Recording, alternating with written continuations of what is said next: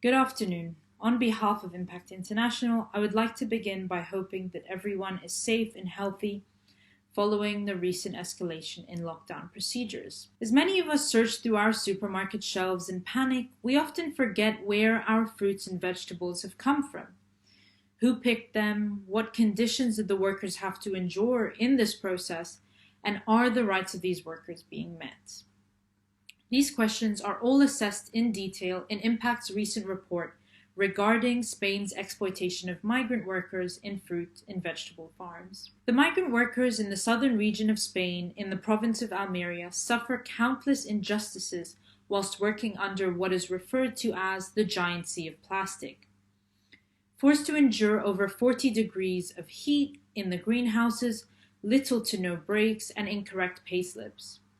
This is a major global issue that large supermarket chains across Europe, such as Tesco's and Lidl, need to address before purchasing these fruits and vegetables from these farms. Workers, unfortunately, suffer countless issues upon their arrival, many of which come from North Africa, with no funds, no familiarity in the foreign country they now live in, and no understanding of Spain's legal system.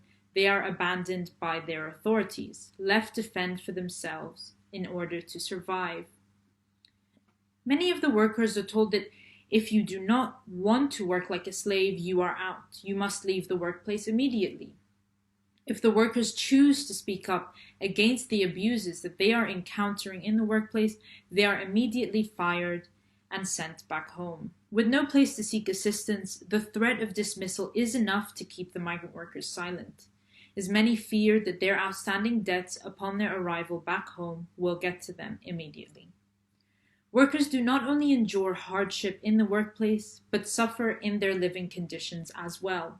They live in very cramped conditions in shelters that resemble refugee camps or even shanty towns, with no reliable source of clean water, electricity, and sanitation. These living conditions are not improved over the years by their employers, and what is in need of reconstruction and fixing is often left untouched. Additionally, allegations of sexual abuse, human trafficking, assault, and rape have been made by females working in Huelva's strawberry farms. Most of the women coming from conservative families in Morocco are unable to speak up against the abuses that they are encountering, as they may be disowned by their families and even divorced by their husbands due to the dishonor that they may be bringing upon their families back home.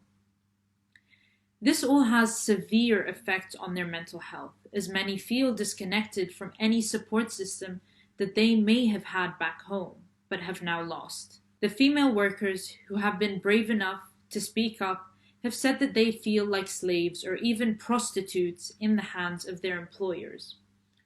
Unfortunately, no formal investigations have been made further into the abuse allegations by the workers. The Spanish authorities have turned a blind eye to the clear exploitation that is taking place right in front of them.